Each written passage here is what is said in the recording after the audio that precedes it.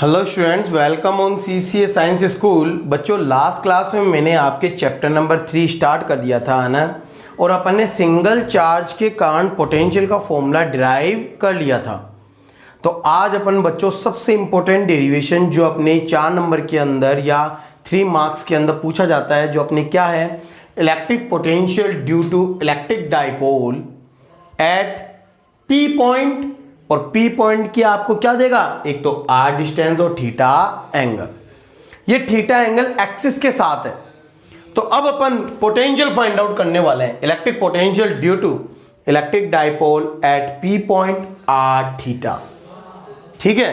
तो बच्चों, जब मैंने आपको फर्स्ट चैप्टर के अंदर इलेक्ट्रिक डाइपोल पढ़ाया था तो मैंने आपको एक ही बात कही थी, क्या, कि यदि आपको कहीं पे भी वर्ड मिले इलेक्ट्रिक डाइपोल, तो इलेक्ट्रिक डाइपोल के डेरिवेशन में 100% क्या आएगा, पी, इलेक्ट्रिक डाइपोल मोमेंट आएगा। ठीक है। तो आपको जो आखिरी में डेरिवेशन निकालना है उसके अंदर पी 100% आना चाहिए। ठीक है। तो अब अपन क्या करते हैं, इससे रिलेटेड पढ़ते हैं, देखिए क्या है क्या नहीं है। ठीक है बच्चों, तो पहले एक बार आप हेडिंग लगा लीजिए, फिर थ्योरी लिखते हैं अपन। थोड़ी बहुत थ्योरी है इसके अंदर, लिख लिए, लिखिए।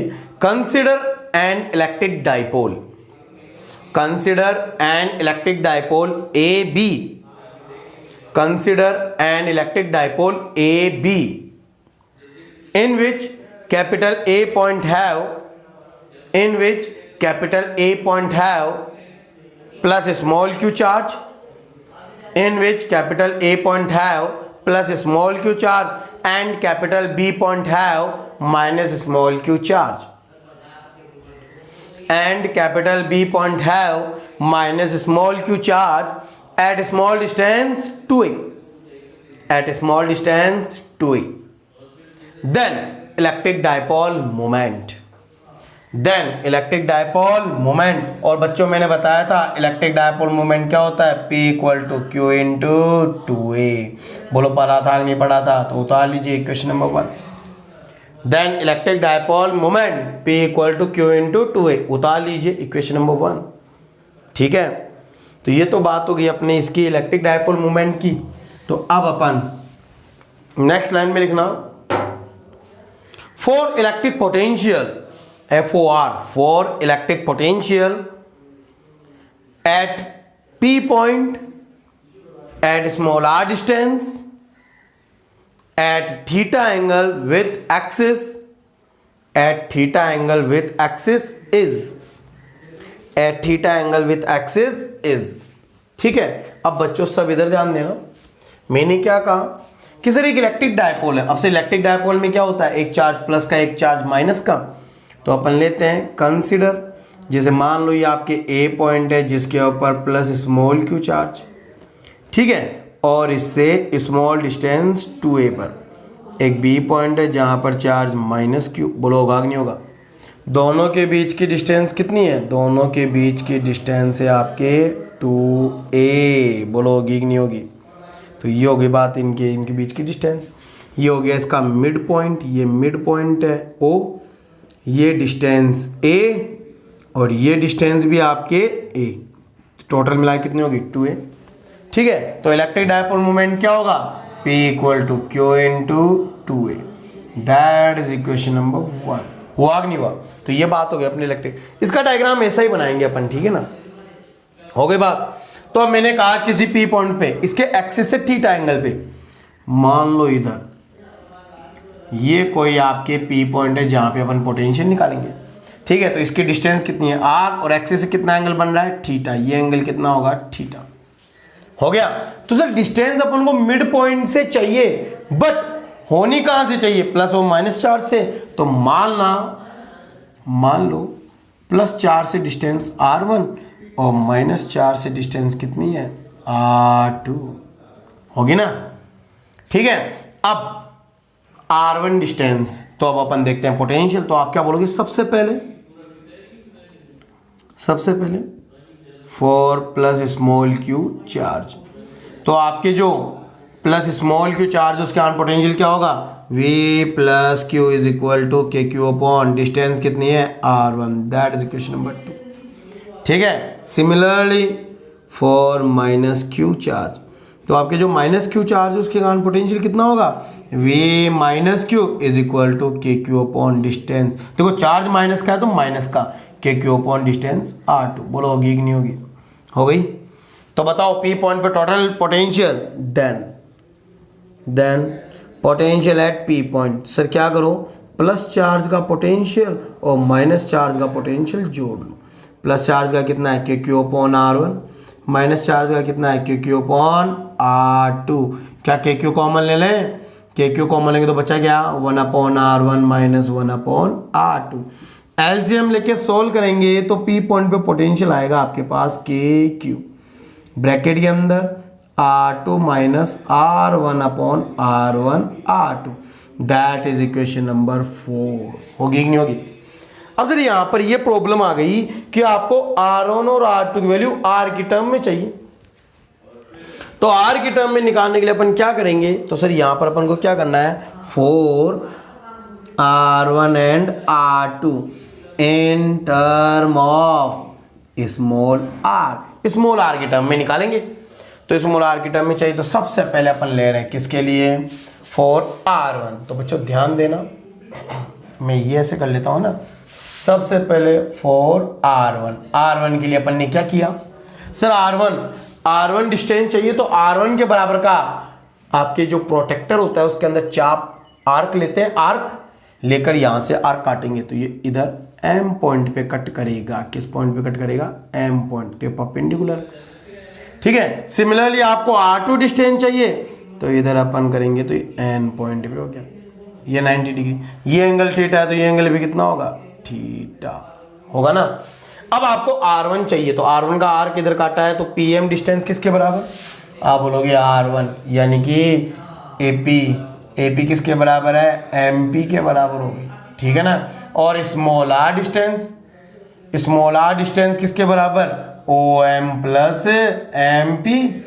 अब सर OM की वैल्यू पता लग जाए तो अपना काम हो जाए, तो सबसे पहले अपन OM निकालेंगे। तो त्रिभुज AOM में बच्चों अपन लेते हैं cos थीटा।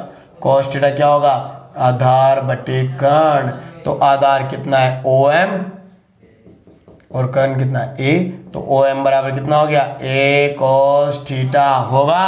रखेंगे तो R बराबर OM A cos थीटा और MP R1। तो बच्चों MP निकालना है, MP बराबर R1, यानी आपको R बराबर OM प्लस R1 दे रखा है। तो R1 बराबर क्या होगा? R1 बराबर R माइनस OM कितना? A cos theta. ये समीकरण नंबर 5। बोलो होगा नहीं होगा? तो इस प्रकार अपन R1 की डिस्टेंस फाइंड आउट कर लेंगे। इसी प्रकार अपन निकालेंगे क्या? R2। तो सर R2 निकालना है, R2 के बराबर का आर्क BP बराबर NP। तो आपने देखा कि R2 बराबर BP बराबर NP और NP किसके बराबर है? NO plus OP। तो सर यदि NO की वैल्यू मिल जाए तो अपन रख के हल कर लेंगे। तो ट्राइंगल BON, सर BON कहां पर है? AOM तो ये रहा और BON ये रहा। इसमें भी cos थीटा बराबर क्या होगा? cos theta is equal to, यानी सॉरी, बेस अपॉन हाइपोटेनियस बोलते हैं इसको ना, बेस अपॉन हाइपोटेनियस। बेस कितना आ गया? ON और हाइपोटेनियस A। तो ON is equal to A cos theta होगा कि नहीं होगा? तो यहां से अपन निकालेंगे R2 कितना आएगा? R plus A cos theta. अरे OP तो R हो गया, NO ही हो गया। तो ये समीकरण इक्वेशन नंबर 6। बोलो आएगा कि नहीं आएगा? तो आपके पास R1 और R2 R की टर्म में आ गए, तो इक्वेशन फॉर्म में पुट कर दो बाय इक्वेशन 5, 6 एंड 4। तो जैसे पुट करेंगे तो P पॉइंट ऑफ पोटेंशियल कितना होगा? KQ। R2 की वैल्यू रखेंगे तो R2 कितना है? R plus A cos theta minus R, इसको माइनस करेंगे तो माइनस माइनस प्लस, प्लस का A cos थीटा आ जाएगा upon A plus B A minus B, दोनों को मल्टीप्लाई करेंगे तो R square minus A square cos square theta होगा कि नहीं होगा? R से R कैंसिल आउट। तो P पॉइंट पे पोटेंशियल कितना हो गया? KQ 2A इधर cos theta divided by R square minus A square cos square theta. होगा नहीं होगा? अब अपन देख रहे Q into two A, Q into two A P है ना, तो अपन क्या बोलेंगे बाय इक्वेशन वन से वैल्यू रखेंगे तो बच्चों पी पॉइंट पर पोटेंशियल कितना हो गया K P cos theta upon R square minus A square cos square theta. होगा नहीं होगा? If R greater than A cos theta, यदि ए कॉस थीटा की कंपेयर बहुत बड़ा है तो R square minus A square cos square theta nil equal to R square के इक्वल हो जाएगा। तो आर स्क्वायर के इक्वल हो जाएगा तो आपके डाइपोल के कारण पोटेंशियल का फॉर्मूला बच्चों कितना हो गया K P cos theta upon R square. बोलो होगा नहीं होगा? तो ये हो गया किसी डाइपोल के कारण इलेक्ट्रिक पोटेंशियल का फॉर्मूला होगा। अब अपन निकालते हैं इसका स्पेशल केसेस। तो सर स्पेशल केसेस में केस नंबर वन क्या है? If theta is equal to 0, सबसे पहले कंडीशन थीटा इक्वल टू 0 कहां पर होगा? Eight axis. सर एक्सिस कैसे हुआ? अरे थीटा इक्वल टू 0 यानी इसी एक्सिस पे आ गया, तो थीटा इक्वल टू 0 तो आपके पोटेंशियल क्या होगा? मैक्सिमम कहां पर होता है? एक्सिस के ऊपर। कितना होगा? के पी अपॉन आर स्क्वायर। होगा नहीं होगा? तो बच्चों मैक्सिमम पोटेंशियल कहां पे होता है? एक्सिस के ऊपर। केस नंबर टू देखते हैं। इफ थीटा कितना है? 90 डिग्री का मतलब इक्वेटर। अरे एक्सिस के परपेंडिकुलर कौन होता है? इक्वेटर। तो इक्वेटर यानी कि देखो इसके परपेंडिकुलर इधर आ गया ना, तो इस लाइन पे आएगा, तो ये परपेंडिकुलर इक्वेटोरियल लाइन के ऊपर बच्चों पोटेंशियल क्या होता है? मिनिमम। और मिनिमम कितना आएगा? 0। तो आपकी ये हो गया electric potential due to electric dipole. तो बच्चों ये आपके डेरिवेशन था, इसको उतार लीजिए। ठीक है,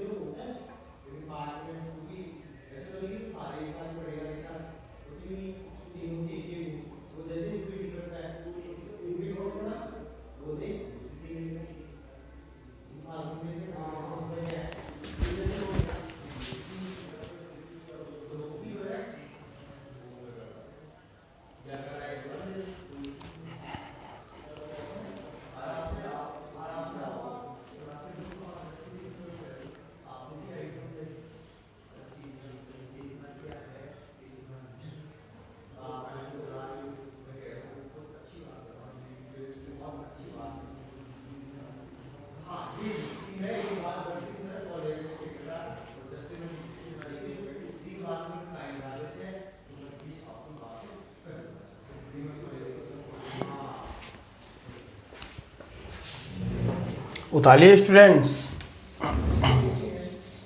तो बच्चों ये था आपके डाइपोल के लिए इलेक्ट्रिक पोटेंशियल, है ना, electric potential due to an electric dipole.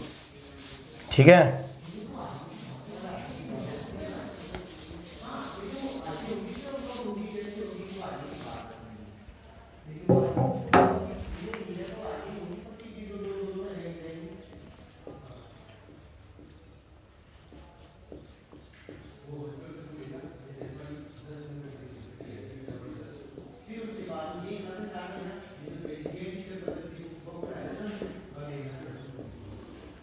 ठीक बच्चों। नेक्स्ट हेडिंग है इक्विपोटेंशियल सरफेस, इक्विपोटेंशियल सरफेस। ठीक है, तो मैं इसको मिटा देता हूं, आपकी हेडिंग लगा लो इक्विपोटेंशियल सरफेस। ठीक है, इक्विपोटेंशियल सरफेस लिखो, लिखना है इक्विपोटेंशियल सरफेस में। देखो नाम से पता चल रहा है बच्चों, पहले नाम से अपन आइडेंटिफाई कर सकते हैं, यानी सरफेस इक्वी यानी इक्वल पोटेंशियल, वो सरफेस जिसके एवरी पॉइंट पर पोटेंशियल क्या होगा, equal, which is known as equipotential surface. लिखो the surface on which the surface on which every point have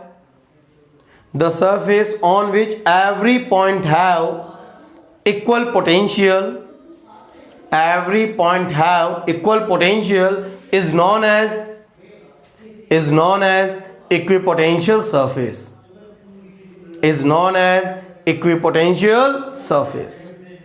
ठीक है। तो बच्चों वो सरफेस जिसके एवरी पॉइंट पे पोटेंशियल क्या रहता है, equal, which is known as equipotential surface. ठीक है, अब इसके अंदर लगाओ heading properties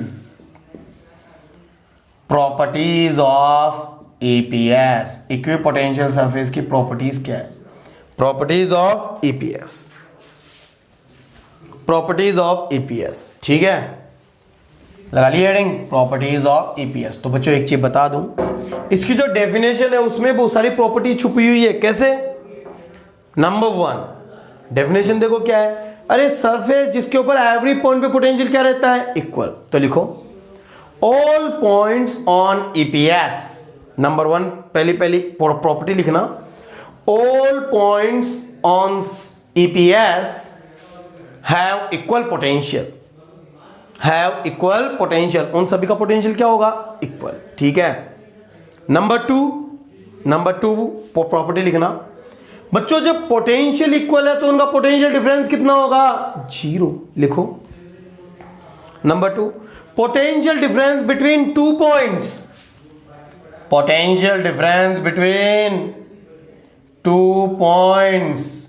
on EPS, potential difference between 2 points on EPS, यानी EPS इक्विपोटेंशियल सरफेस के किसी भी पॉइंट पर पोटेंशियल सेम है, पोटेंशियल से तो पोटेंशियल डिफरेंस कितना होगा, 0। Potential difference between 2 points on EPS is equal to 0, उतार लीजिए। ठीक है, तो बच्चों किन्हीं भी 2 पॉइंटों के बीच में पोटेंशियल डिफरेंस कितना होगा, 0। ठीक, नेक्स्ट नंबर थर्ड पॉइंट लिखो, the work done from one point two another point, the work done from one point two another point on EPS, the work done from one point two another point on EPS is equal to 0। ठीक है, अरे एक point से दूसरे point तक EPS में equipotential surface पे किसी एक पॉइंट चार्ज को ले जाने में वर्क डन कितना होगा, 0। WA2B is equal to Q into delta VBA। है ना, और पोटेंशियल डिफरेंस जीरो है तो वर्क कितना होगा, जीरो। तो जरीनियस सरफेस ऐसा हो, मान लो जैसे आपके इस कैपिटल क्यू चार्ज है, तो इसके चारों तरफ स्मॉल आर डिस्टेंस पे जैसे स्फेरिकल पाथ बन रहा है ना। तो बच्चों किसी सिंगल चार्ज के कारण पोटेंशियल कितना बताया था कि क्यू अपॉन आर, जब आर कांस्टेंट है तो पोटेंशियल सेम, तो आप इनके पोटेंशियल सेम होगा तो पोटेंशियल डिफरेंस कितना होगा, जीरो। यानी पोटेंशियल डिफरेंस क्या रहने वाला है, जीरो। समझ गए? तो पोटेंशियल डिफरेंस आपके क्या रहेगा, जीरो। ठीक है, यानी वर्क डन जीरो। समझ गए? तो वर्क डन जीरो होता है। नंबर 4 पॉइंट लिखो, the surface of charge conductor, the surface of charge conducting sphere, the surface of charge conducting sphere is a equipotential surface, is a equipotential surface. अरे कोई एक charge conducting sphere, जैसे मान लो ये इसकी रेडियस कैपिटल आर है, तो ये पूरा सरफेस किसकी जैसे बिहेव करेगा, इक्विपोटेंशियल सरफेस की जैसे बिहेव करेगा। ठीक है, ये क्या है, एक इक्विपोटेंशियल सरफेस ही है ये पूरा। समझ गए? तो ये हो गई बात अपनी इसकी। ठीक है, नेक्स्ट पॉइंट लिखो, नेक्स्ट पॉइंट लिखना, electric field always, electric field always perpendicular to EPS, electric field always perpendicular to EPS. ठीक है, इलेक्ट्रिक फील्ड है ना बच्चों, इलेक्ट्रिक फील्ड वो हमेशा ईपीएस के क्या होते हैं, परपेंडिकुलर, सरफेस के क्या होते हैं, परपेंडिकुलर। जैसे मान लो ये अपने कोई एक कंडक्टिंग स्फीयर है, अभी मैंने बताया ये किसके जैसे बिहेव करेगा, ईपीएस की जैसे। तो मान लो यहाँ पे कोई इलेक्ट्रिक फील्ड थीटा एंगल पे है, कितने एंगल पे है, थीटा एंगल पे, ये लो ले लिया। तो इसका कंपोनेंट करेंगे तो इधर कितना आएगा, ए कॉस थीटा, और इधर कौन सा कंपोनेंट आएगा, ए साइन थीटा। तो आप देख रहे हो सर सरफेस के अलोंग एक इलेक्ट्रिक फील्ड लग रही है, तो यहाँ पे वर्क क्या होगा, force, force into displacement, force surface के ऊपर फोर्स कितना लगेगा, Q A cos theta D x, और वर्क डन कितना है, जीरो। तो क्यू ए डी एक्स तो जीरो हो नहीं सकता, क्या जीरो होगा, कॉस थीटा जीरो। अगर कॉस थीटा जीरो है तो थीटा कितना होगा, 90 डिग्री। ठीक है, तो इसका मतलब इलेक्ट्रिक फील्ड ऑलवेज सरफेस के क्या होती है, परपेंडिकुलर आउटवर्ड, यानी इलेक्ट्रिक फील्ड हमेशा ईपीएस के परपेंडिकुलर होगी, ऐसे रेडियली आउटवर्ड का मतलब परपेंडिकुलर सरफेस आउटवर्ड। तो electric field always perpendicular plane outward, है ना, इस प्रकार बाहर की तरफ होती है। समझ गए? तो अपन प्रूव कर सकते हैं, ये प्रूव करने का तरीका है, उतार लीजिए। ठीक है, तो ये थी आपकी इसकी प्रॉपर्टीज। और देखते हैं अभी और प्रॉपर्टीज है ना बच्चों।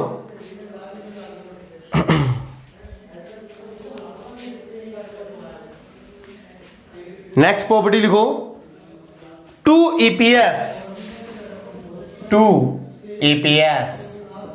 never intersect to each other, two EPS never intersect to each other because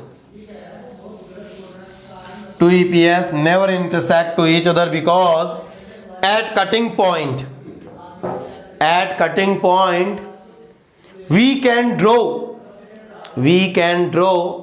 two normal which represent two